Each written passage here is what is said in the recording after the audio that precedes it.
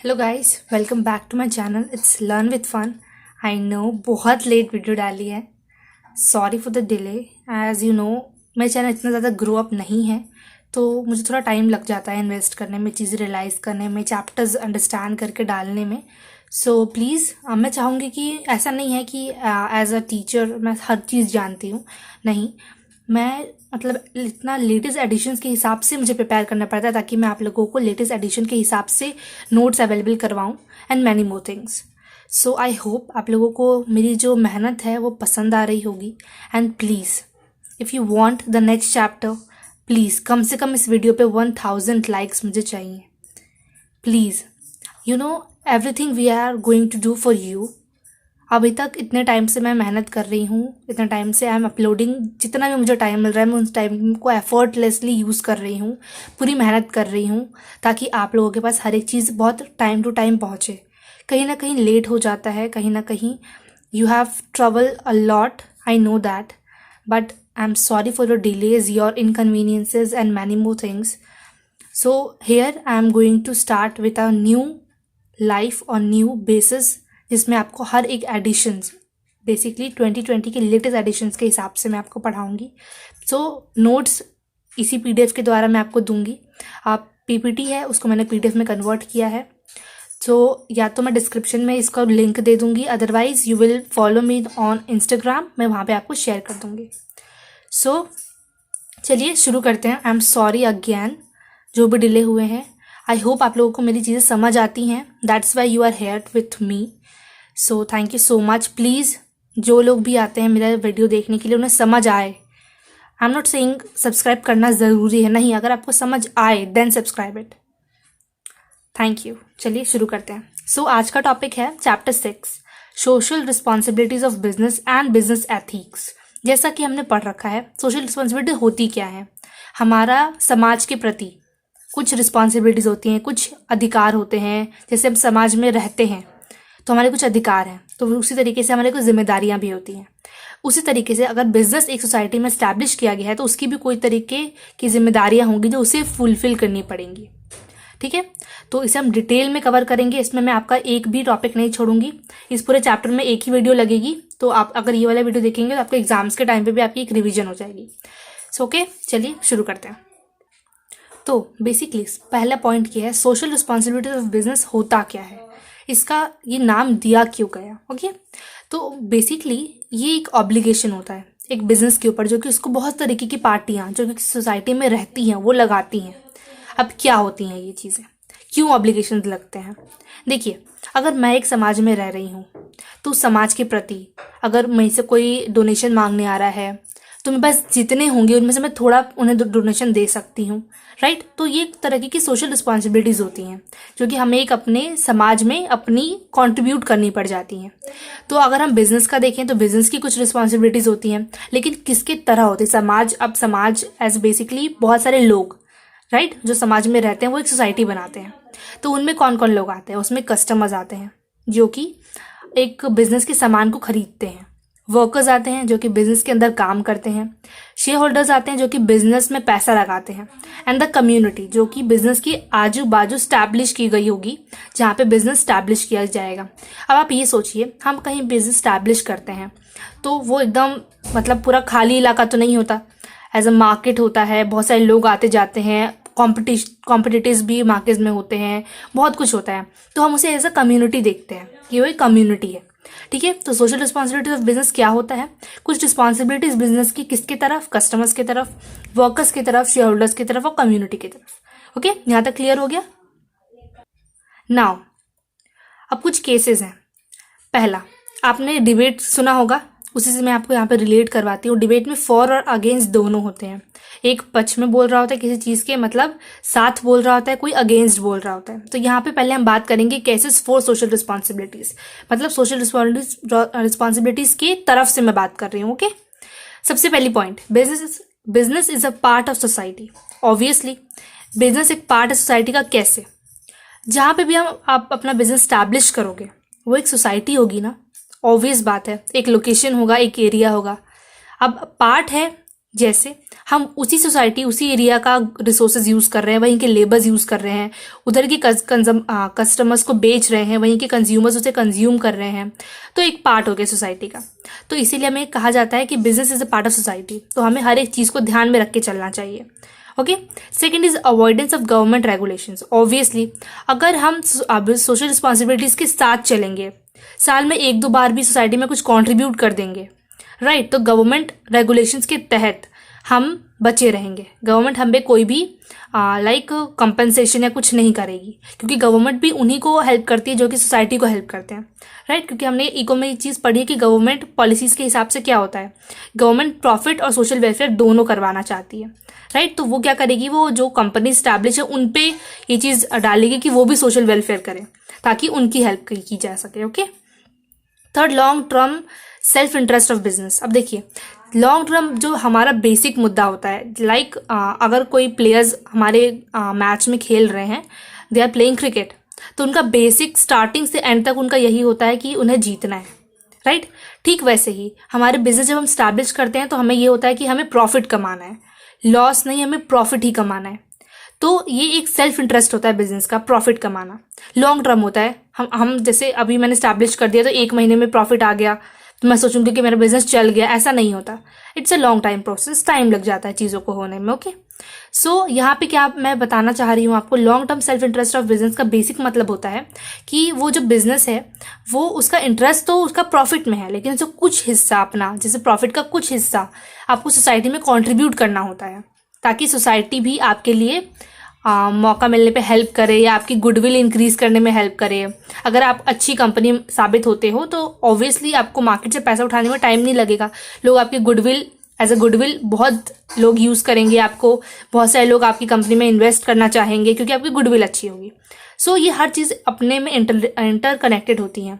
आपको एक चीज़ पर डिपेंडेंट होना है, आपको दूसरी चीज़ पे नहीं होना है, ऐसा नहीं हो सकता। अगर आप बिजनेस स्टैब्लिश कर रहे हो तो आपको हर एक चीज़ देख के चलनी है। आप ये नहीं कह सकते कि मैं प्रॉफिट कमाऊंगा लेकिन मैं कॉन्ट्रीब्यूट नहीं कर सकता सोसाइटी में क्योंकि उसमें मेरा खर्चा हो जाएगा, नहीं, हर चीज़ आपको इक्वल लेके चलनी पड़ती है। अच्छा, एक और पॉइंट होता है लॉन्ग टर्म सेल्फ इंटरेस्ट का बेसिक मतलब जो एक सीधा साधा मतलब निकलता है वो ये है कि आप जितना भी फोकस करें, अगर मैं अपना बिजनेस शुरू कर रही हूँ, राइट, तो इट डजेंट मीन कि आगे जाके मतलब टाइम तो मुझे लगेगा, ऑब्वियस बात है, मुझे टाइम लगेगा अपनी चीज़ों को करने में, अपनी चीज़ों में मेहनत करने में, but in a physic time, जो भी मुझे टाइम है उसमें मैं अपने आप को कंट्रीब्यूट करूँगी। अगर मैं अभी थोड़ा मेहनत कर रही हूँ अपने सोशल रिस्पॉन्सिबिलिटीज़ को ठीक करने में, तो मैं आगे जाके उसको और निखार सकती हूँ, हेल्प कर सकती हूँ, राइट। तो अगर मुझे ज़्यादा अभी मेरे खर्चे हो रहे हैं क्योंकि मैंने सोसाइटी को कुछ डोनेशन दे दिया है, तो अगर मैं ये सोचूंगा कि नहीं मेरा तो लॉस हो रहा है, तो नहीं, वो चीज़ नहीं होती। आपको आगे जाके वो चीज़ काम आती है। Long term self interest basic ये होता है कि आप अभी जो मेहनत कर रहे हो अपने सोशल रिस्पॉन्सिबिलिटीज़ पे, वो आपको आगे जाके उसका फल मिलेगा। ओके। बाय द वे, यहाँ पे long term self interest of business की स्पेलिंग यहाँ पे आई थिंक मिसकंडक्ट हो गई थी, सो आप लोग थोड़ा ध्यान दीजिएगा। ओके। आई थिंक लैपटॉप पे नोट्स बनाने में थोड़ा टाइम लग जाता है ना, तो मिसकंडक्ट हो जाता है, sorry for your inconvenience. Okay. So next पढ़ते हैं केसेस अगेंस्ट सोशल रिस्पॉन्सिबिलिटीज। अगर हम फेवर में बात कर सकते हैं तो हमें अगेंस्ट में भी बात करनी पड़ेगी, राइट। एग्जाम में आपको पूछ देते हैं केस स्टडी देकर कि आप फेवर में बात कीजिए या फिर अगेंस्ट में बात कीजिए। सो सबसे पहला टॉपिक आता है कॉन्ट्ररी टू द बिजनेस। अब ये क्या होता है, ये कौन सी नई बला का नाम है, राइट। सो अभी आपको समझ आएगा। So basically contrary to the business का बेसिक मतलब होता है जब हम अपना बिजनेस स्टार्ट करते हैं तो हम अपने सिर्फ प्रॉफिट के बारे में सोचते हैं, राइट। तो जब हम प्रॉफिट के बारे में सोचते हैं तो हमारा फोकस एक सोशल रिस्पॉन्सिबिलिटीज़ पे भी जाना चाहिए, राइट। लेकिन यहाँ पे अगेंस्ट की बात हो रही है, मतलब हम कुछ कमियां निकालेंगे, सोशल रिस्पॉन्सिबिलिटीज़ क्यों नहीं होनी चाहिए, राइट। तो बेसिक यहाँ पे क्या है कि सोशल रिस्पॉन्सिबिलिटीज़ यहाँ पे क्यों नहीं होनी चाहिए, कॉन्ट्ररी टू द बिजनेस इसलिए नहीं होना चाहिए क्योंकि हमारा हम जब बिजनेस स्टैब्लिश करते हैं तो हमारा पूरा ऑब्जेक्टिव ये बनता है कि हम प्रॉफिट करें।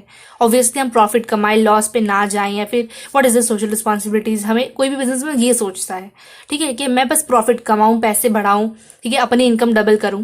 तो उस चीज़ में क्या होगा, अगर हम जैसे कोई मैनेजर्स भी अपॉइंट करते हैं तो हम उसे इस बलबूते पे अपॉइंट करते हैं कि वो अच्छा मैनेजर है, वो सेल्स अच्छी करवा सकता है, राइट, वो सोशल रिस्पॉन्सिबिलिटीज़ का बिल्कुल भी ध्यान नहीं देते। तो यहाँ पे ये इस बात का है कि हम सिर्फ प्रॉफिट पे कमाना चाहेंगे। अगर हम बिजनेसमैन हैं तो हम कहीं पे वेस्ट क्यों करना चाहेंगे अपने पैसे। अगर हम आज यहाँ पे स्टैब्लिश हैं, कल को हमें अपनी कंपनी शिफ्ट करनी पड़ गई तो सोशल रिस्पॉन्सिबिलिटी जो हमने यहाँ पे की है वो तो हमारा वेस्ट हो जाएगा। आई नो गुडविल होगा इंक्रीज, बट कहाँ तक चलेगा ये हमारे साथ। तो कुछ लोगों का मानना ये भी है कि ये सब एक वेस्ट है। Social responsibilities is doesn't to be have, नहीं होना चाहिए। बिजनेस के लिए नुकसान है, बिजनेस के लिए एक थ्रेट है, कोई ऑब्जेक्टिव नहीं है, ठीक है। क्योंकि हमारा जो बेसिक कंसर्न होता है वो तो हमारा प्रॉफिट होता है। Okay, now second is inefficiency in the system. अब ये इनएफिशिएंसी क्यों होती है सिस्टम में? इसलिए होती है क्योंकि देखिए हमारा पूरा फोकस प्रॉफिट पे जाता है, ठीक है। तो जब हम कुछ लोगों को सोशल रिस्पॉन्सिबिलिटीज करने के लिए कहते हैं अपने बिजनेस के अंदर, लाइक आवर एम्प्लॉयज, ताकि हम भी थोड़ी गवर्नमेंट की नज़र में थोड़े वो हो जाएं कि हाँ हम भी कर रहे हैं आपका काम, राइट, सोशल वेलफेयर करने की कोशिश कर रहे हैं, तो उसका बेसिक मतलब बनता है कि फिर जो हमारे एम्प्लॉयज़ होंगे वो प्रॉफिट पे ज़्यादा ध्यान नहीं देंगे, वो सोशल रिस्पॉन्सिबिलिटीज़ पे ज़्यादा ध्यान देंगे। तो उससे जो वो पूरी मेहनत प्रॉफिट पे कर सकते थे, अब उनकी आधी मेहनत प्रॉफिट पे हो जाएगी और आधी मेहनत सोशल रिस्पॉन्सिबिलिटीज़ करने में हो जाएगी। तो हमें उससे क्या होगा, एक बिजनेस को उससे नुकसान ये होगा कि उसे पूरा यूटिलाइजेशन ऑफ द रिसोर्सेज नहीं मिल रहा, ठीक है। Third, effect of business values. अब देखिए बिजनेस वैल्यूज़ पे क्या इफेक्ट पड़ना चाहिए या क्या पड़ रहा है with the help of social responsibilities. So basically effects क्या पड़ते हैं बिजनेस पे, बिजनेस की वैल्यूज़ पे इफेक्ट्स क्या होंगे सोशल रिस्पॉन्सिबिलिटीज़ के। तो यहाँ पे हम ये देखते हैं कि जब भी एक बिजनेस सेटल होता है या फिर स्टैब्लिश होता है तो उसकी कुछ रिस्पॉन्सिबिलिटीज़ बन जाते हैं जो कि हमने अभी तक पढ़ ली है। तो अगर हम बिजनेस एज अ बिजनेस अगर हम सोशल रिस्पॉन्सिबिलिटीज़ करना चाहें तो उस पर हमारे बिजनेस पे क्या असर पड़ेगा, ठीक है। तो बेसिकली हम जब ये देखते हैं कि जब पीपल्स हैं जो कि शुरू करते हैं इम्प्रेशन बनाना अपने फ्यूचर के लिए, ठीक है, जैसे मैं ही हूँ, मैं चाहूँगी कि अभी मैं इन्वेस्ट कर रही हूँ, चलो सोशल रिस्पॉन्सिबिलिटी थोड़ा कर लेती हूँ ताकि फ्यूचर में मेरा हेल्प करे। तो इससे क्या होगा, जो हमारे ऑफिस के एम्प्लॉयज़ हैं, वर्कर्स हैं, उनका ये हो जाएगा कि कंपनी इतनी सक्सीड नहीं कर रही है, राइट, ये इतना अच्छा नहीं जा रही क्योंकि इसका पूरा फोकस है सोशल रिस्पॉन्सिबिलिटीज़ करने पे, प्रॉफिट कमाने पे तो है ही नहीं। अगर हम प्रॉपर प्रॉफिट नहीं कमाएंगे जितना हमारे डिजर्वेंस के हिसाब से हम कमा सकते हैं तो क्या होगा, हम प्रॉपर सैलरी नहीं दे पाएंगे एम्प्लॉयज़ को, शेयर होल्डर्स को प्रॉपर रिफंड नहीं कर पाएंगे, समझ रहे हैं। तो इन सब चीज़ों का असर पड़ेगा। तो क्या होगा, सिर्फ हम ही तो अकेले बिजनेस नहीं चला रहे हैं ना, हमारे अंडर इतने सारे वर्कर्स हैं, उनको उनकी सैलरी चाहिए। हमारे शेयर होल्डर्स क्यों अभी तक टिके हैं हमारे बिजनेस में, क्योंकि उनको अच्छा इंटरेस्ट मिल रहा है या फिर रिफंड हम अच्छा कर रहे हैं उन्हें। अगर हमारे पास प्रॉफिट ही नहीं होगा तो हम उन्हें क्या रिफंड करेंगे।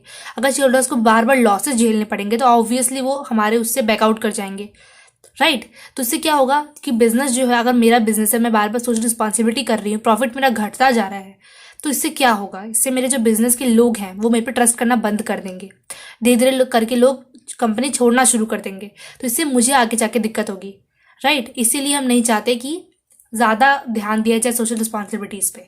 तो फॉर अगेंस्ट दोनों केसेस हमने अभी तक पढ़े। एग्जाम में जिस भी पॉइंट ऑफ व्यू से आपका केस स्टडी बनता है उस पॉइंट ऑफ व्यू से आप पढ़ सकते हो। अगर मैं कोशिश करूं तो आई थिंक मैं आपको एक केस स्टडी दे सकती हूँ इस क्वेश्चन पे। सो वो हम आपके लास्ट में डिस्कस कर लेंगे। अदरवाइज आपको कोई भी दिक्कत है केस स्टडी को लेकर, कुछ नहीं समझ आ रहा है या फिर कोई पहले की चैप्टर से कोई दिक्कत है, you will definitely ask me, free fund होके पूछो, just be like a friend, पूछो आराम से, कोई दिक्कत नहीं है। Okay, now next one, social responsibilities of business toward various parties. अब जैसे मैंने आपको इसके डेफिनेशन में ही बताया था कि सोशल रिस्पॉन्सिबिलिटीज ऑफ बिजनेस कुछ लोगों के लिए की जाती हैं, कुछ रिस्पॉन्सिबिलिटीज होती हैं सोसाइटी की तरफ। सोसाइटी में कौन कौन से लोग रहते हैं, ऑब्वियसली हमारे ओनर्स होंगे, एम्प्लॉयज़ होंगे, कंज्यूमर्स होंगे, बहुत सारे लोग रहते हैं। ओके, तो सबसे पहले हम बात करेंगे कि सोशल रिस्पॉन्सिबिलिटीज बिजनेस की ओनर की तरफ क्या होती है। पहला पॉइंट, क्यों हम ओनर है, बेसिक बात है, ये सबसे बड़ा है हमारे उसमें उसने इन्वेस्ट कर रखा है तो उसे हमें कुछ तो देना पड़ेगा। तो हम उसे क्या क्या देंगे, कैसे हाईलाइट करेंगे, वो हम अब यहाँ पे पढ़ने वाले। जैसा कि इस बुक में लिखा हुआ है कि अगर एक कंपनी का मैनेजर और ओनर अलग अलग पर्सन्स है, जैसे इन सोल प्रोप्राइटरशिप तो एक ही पर्सन होता है जो मैनेजर भी होता है और ओनर भी होता है, but in case of partnership या फिर बिजनेस के केसेस में हमारे ओनर और मैनेजर अलग अलग होते हैं। तो अगर ओनर और मैनेजर अलग अलग हैं तो मैनेजर को ऐसी कौन कौन सी चीज़ें हैं जो कि अपने ओनर के लिए करनी पड़ेंगी। फर्स्ट, उसकी सेफ्टी का ध्यान रखना पड़ेगा, उसकी कैपिटल की, मतलब वो जितना भी इन्वेस्ट कर रहा है हमें आगे अपने बिजनेस में जो भी चीज़ें करनी है उस पैसे को ध्यान में रख के करना है कि हाँ इन्होंने इन्वेस्ट किया है, हम ऐसे बेफिक्र होकर यूज़ नहीं कर सकते उन पैसों को।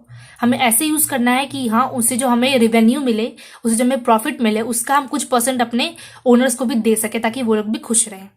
सेकेंड थिंग, प्रॉपर डिविडेंड होना चाहिए। ऑब्वियस बात है, अगर मैं मैनेजर हूँ और कंपनी में 10 लोग हैं ओनर्स के रूप में, तो मुझे उनमें इक्वल शेयर बांटना चाहिए, या फिर उस शेयर के हिसाब से बांटना चाहिए जो कि जिस हिसाब से उन्होंने कैपिटल इन्वेस्ट की हो, राइट। तो ये मेरे हाथ में होगा, मैनेजर के हाथ में बेसिकली। तो मैनेजर ऐसा रखा जाए जो कि मतलब ज़्यादा डिस्प्यूट्स ना करे, लड़ाई झगड़े ना करवाए, इजी वे में सबको इक्वली ट्रीट करे। थर्ड थिंग क्या होती है, timely payment of dividend. Obvious बात है, अगर मुझे टाइमली पेमेंट्स कंज्यूमर या फिर कंज्यूमर तो नहीं, ओनर्स को नहीं मिलेगी तो वो क्यों चाहेंगे इन्वेस्ट करना। आजकल मार्केट में इतना कंपटीशन है, अगर हर कोई अपने ओनर्स को सेटिस्फाई पूरी तरीके से कर रहा है, अगर मैं नहीं कर पा रही हूँ तो मेरे ओनर्स मुझे छोड़कर किसी और के पास चले जाएंगे, ठीक है। Now fourth, proper utilisation of investment capital. जैसे कि बात मैंने आपको पहले वाले में बताई थी, जितना भी पैसा इन्वेस्ट किया गया है उसका अच्छा यूज करना है, ज्यादा एक्स्ट्रा कहीं पे खर्च नहीं करने हैं, सोच समझ के यूज करना है, क्योंकि हम एक बिजनेस चला रहे हैं, ठीक है। उसके बाद हमें प्रॉपर शेयर होल्डर्स को इक्वली ट्रीट करना है। ऐसा नहीं है कि किसी ने ज्यादा इन्वेस्ट किया हो तो मैं उसे बहुत आदर सत्कार करूं, वो आए तो जूस लेके चली जाऊं, और जो बहुत ज्यादा कम जिसने इन्वेस्ट किया उसे कुछ भी ना करूं, बस वो खुद ही आ जाए, कोई वेलकम, कोई गुड मॉर्निंग, नथिंग। ऐसा नहीं होना चाहिए, हमें इक्वल रखना चाहिए लोगों को, वरना उन्हें भी फील होगा कि मैंने कम इन्वेस्ट किया, दैट्स वाई मुझे ये लोग ऐसे ही फील करवा रहे हैं, राइट। तो हर चीज को ध्यान में रख के होना होता है, क्योंकि है तो वो भी एक तरीके से मालिक की कंपनी का, चाहे उसने कमी क्यों ना इन्वेस्ट किया हो। तो इसीलिए हमें हर तरीके से देखकर चलना होता है, हर लोगों को इक्वल फील करवाना होता है।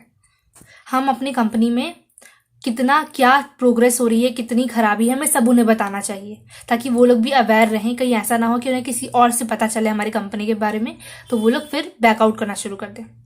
Now the second thing is towards employees. अब एम्प्लॉयज की तरफ हमारा क्या होना चाहिए, एम्प्लॉयज हमारे अंडर जो काम करते हैं, ऑब्वियसली उनको सैलरी टाइम पे देनी चाहिए, जितनी सैलरी की बात हुई है उन्हें उतना ही देना चाहिए।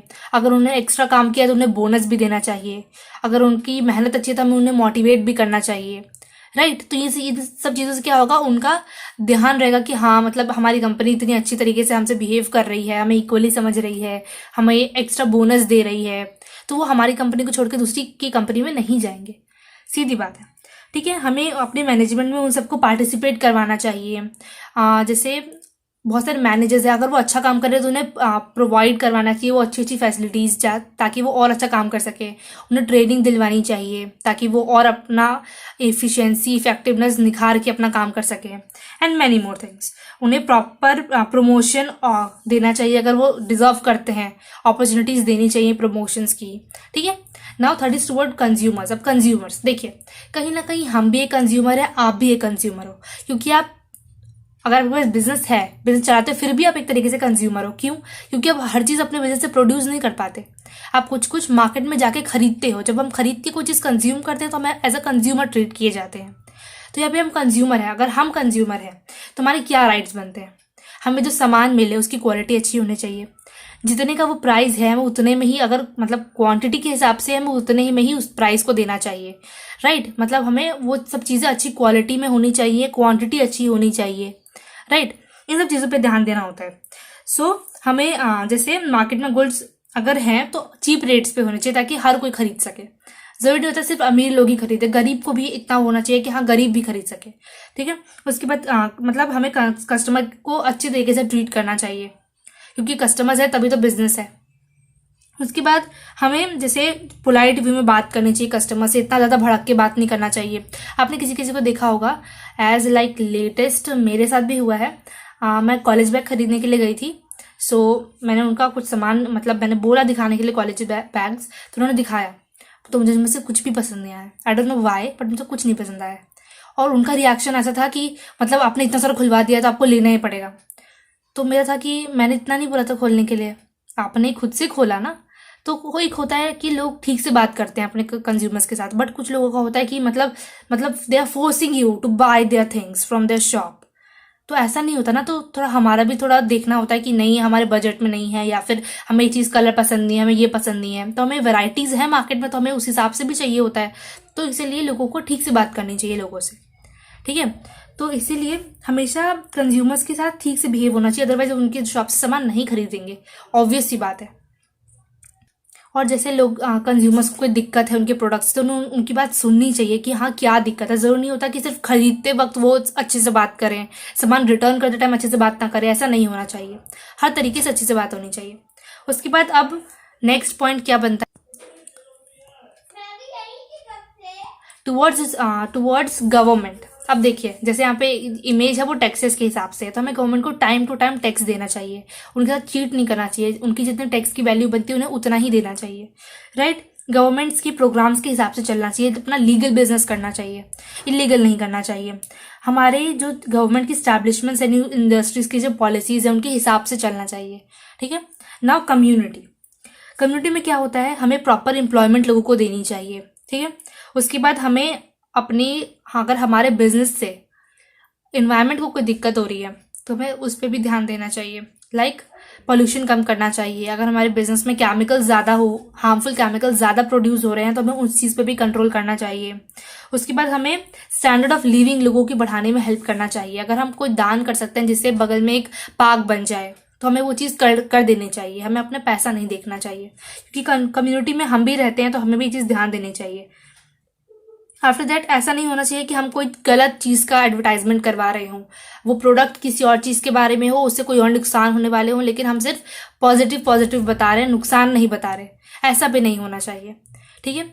After that towards the world public in general. अब पूरे देश की बात की जाए, सब चीज़ों की जो कॉन्टिन्यूस चीज़ें उनकी, तो हमारा क्या है, शांति के प्रति हमारा होना चाहिए। हर बार ये नहीं होना चाहिए कि हमारे वजह से किसी के बीच लड़ाई झगड़ा हो, हमारे बिजनेस की वजह से ज़्यादा ही लोगों में दिक्कत या ट्रिब्यूट्स वो हो जाए। उसके बाद हमें हमारे रूल्स को भी देखना चाहिए जो कि हमारे इंटरनेशनल मार्केट्स में है। ऐसा नहीं होना चाहिए कि हम अब बस अपने अपने हिसाब से चल रहे हैं, अपनी कंट्री के रूल्स के हिसाब से चल रहे हैं। हमें वर्ल्ड, अगर हम इंटरनेशनल मार्केट में ट्रेड करते हैं तो हमें वर्ल्ड के रूल्स के हिसाब से भी चलना होगा। आफ्टर दैट हमें बिजनेस को ऑनेस्टली करना चाहिए, अपने ह्यूमन राइट्स को प्रोटेक्ट करना चाहिए। अगर हम किसी का फ़ायदा नहीं उठा रहे तो वो भी हमारा फ़ायदा ना उठाए, इस बात का ध्यान रखना चाहिए। हमें हर एक चीज़ से अपनी कंट्री को डेवलप कराने में हेल्प करनी चाहिए। एज अ वर्ल्ड ये हेल्प करता है एक business responsibilities towards various parties. Okay, now ये तो पूरा हो गया। Next thing, business and environment protection. अब एनवायरमेंट प्रोटेक्शन क्या होता है? सो बेसिकली इन्वायरमेंट प्रोटेक्शन होता क्या है? इन्वायरमेंट प्रोटेक्शन का मतलब होता है इन्वायरमेंट को air pollution, water pollution, noise pollution. आपके चैप्टर में सिर्फ 3 पॉल्यूशन के बारे में, अदरवाइज ऑल भी पॉल्यूशन होते हैं like soil pollution and many मोर, लेकिन आपको सिर्फ इन तीनों के बारे में ही पढ़ना है। तो हमें अपने इन्वायरमेंट को air pollution, water pollution, noise pollution से दूर रखना होता है, प्रोटेक्ट करना होता है। इसको कहते हैं इन्वायरमेंट प्रोटेक्शन। जैसे जो भी लोग इस धरती पर रहते हैं उन्हें क्लीन इन्वायरमेंट चाहिए, ठीक है। तो हमें ज़रूरत पड़ती है इसलिए भी क्योंकि हमें अगर हम क्लीन इन्वायरमेंट रहेगा तभी हमारी हेल्थ भी सही रहेगी, ज़्यादा हम बीमार नहीं पड़ेंगे, राइट। तो इसीलिए भी हमें ज़रूरत पड़ती है इन्वायरमेंट को प्रोटेक्ट करने की। ज़्यादा से ज़्यादा ज़रूरत इसीलिए है क्योंकि हमें अपनी हेल्थ को भी बचाना होता है। हर तरीके से लोगों का अपना मोटिव भी होता है कि क्यों वो चाहेंगे कि इन्वायरमेंट प्रोटेक्शन हो, क्यों गवर्नमेंट चाहेंगे कि वो इन्वायरमेंट प्रोटेक्शन के बारे में बिजनेसेस को बोलें करने के लिए। इसलिए क्योंकि अगर पूरा देश सही रहेगा, इन्वायरमेंट सही रहेगा एक पर्टिकुलर जगह की, तो वहाँ के लोगों की हेल्थ भी सही रहेगी।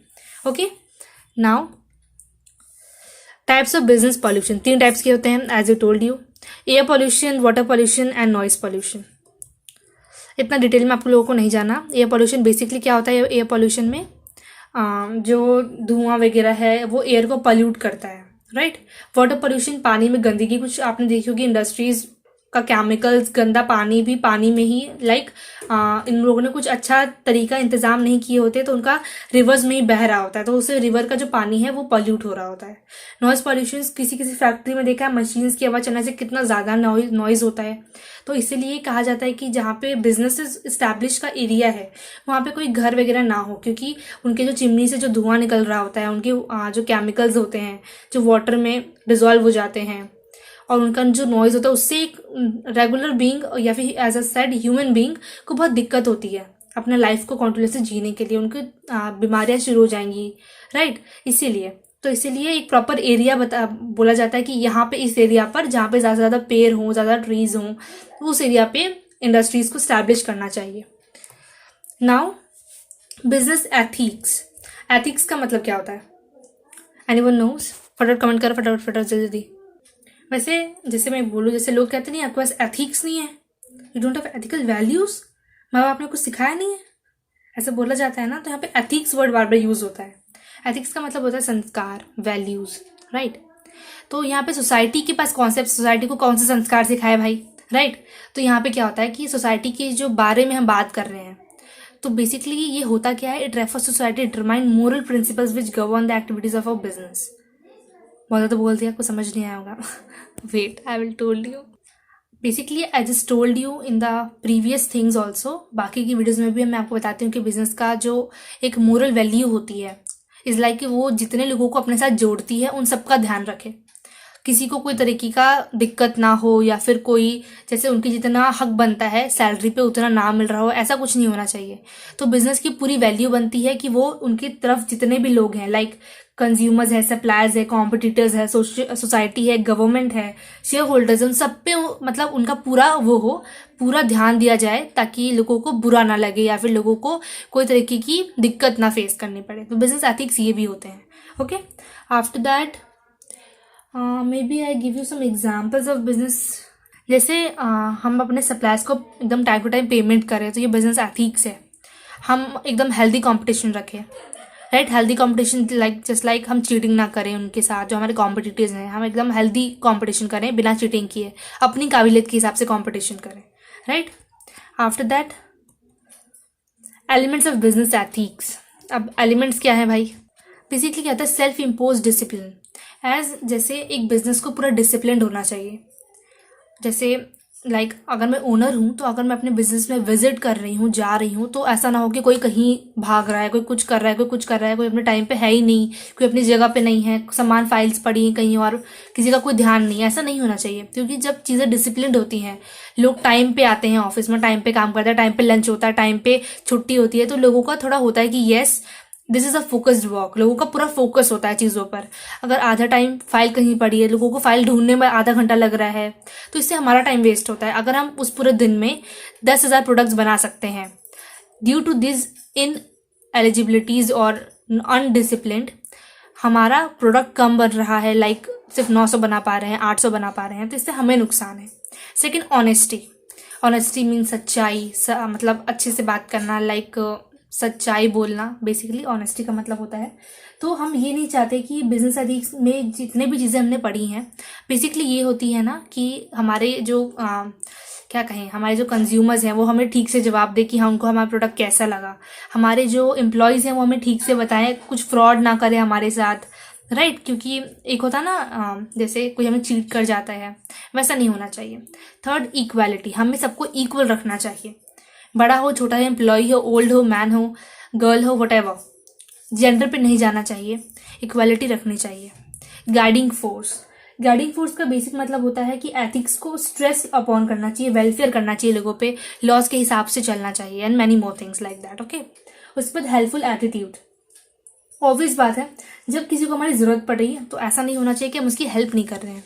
अगर वो हमसे मतलब सीनियर है, जूनियर है, वटेवर, तो हमें ऐसा नहीं होगा कि हम अगर फ्री है, हमारे पास टाइम नहीं है, तब नहीं किए तो समझ आता है। बट अगर हमारे पास टाइम है फिर भी हम उसकी हेल्प नहीं कर रहे हैं, तो ये चीज़ एथिक्स के अलावा है। जैसे अगर हम मतलब बेसिक एथिकल होता है कि एक बच्चे का और एक कंपनी का सेम एथिक्स है।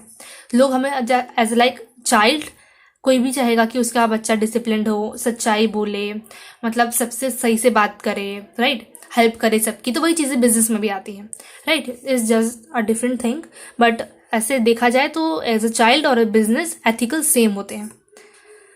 Now it's my Instagram ID learn with fun 2002। ये तो पुरानी वाली ID है। जो नई वाली ID है वो आरोही सिंह के नाम से है। So if you guys want to follow please, you are most welcomed. Now email ID है, इसलिए क्योंकि कुछ लोग थोड़ा शाय होते हैं, कमेंट नहीं कर पाते, उनके लिए ईमेल्स हैं। बाय द वे ईमेल्स में मुझे कोई श्रुति करके किसी का आया था।